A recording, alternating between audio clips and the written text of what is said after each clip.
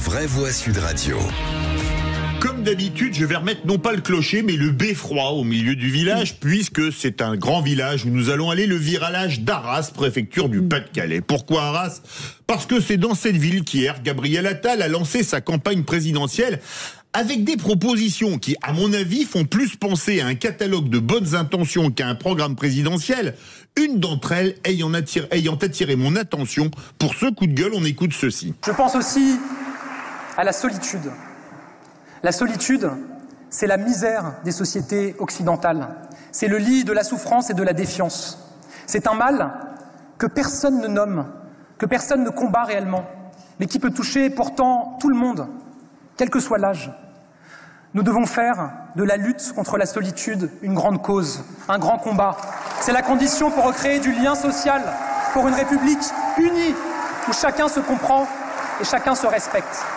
Vous avez bien entendu, si Gabriel Attal arrivait à l'Élysée, la solitude deviendrait une grande cause nationale. Désolé, mais à ce stade, Gabriel Attal confond la mission d'un président de la République et d'un directeur de centre communal d'action sociale.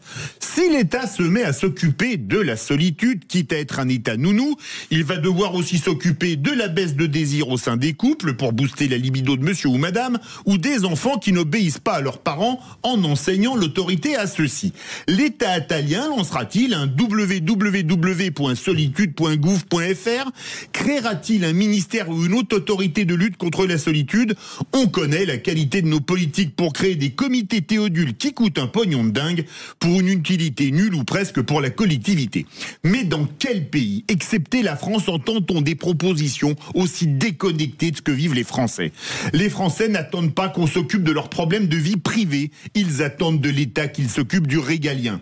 L'État est incapable d'assurer la sécurité des Français. On le voit avec l'explosion des violences, de la délinquance et de la criminalité.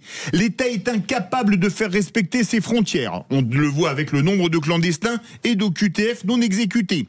L'État est incapable de se faire respecter hors de ses frontières. On le voit avec l'Algérie pour les incarcérations de Boualem Sansal et Christophe Glaise. L'État est incapable de gérer nos deniers avec aucun budget en équilibre depuis plus de 50 ans et malgré des impôts records, la preuve par la dette et la flambée d'impôts à venir. Mais l'État voudrait s'occuper de la solitude des Français au point d'en faire une grande cause nationale. Avec de telles propositions, Gabriel Attal risque de vivre un grand moment de solitude en avril 2027, lors du premier tour de la prochaine élection présidentielle. La solitude, ça n'existe pas. Et on pouvait pas mieux finir qu'avec du béco. Merci beaucoup Philippe David.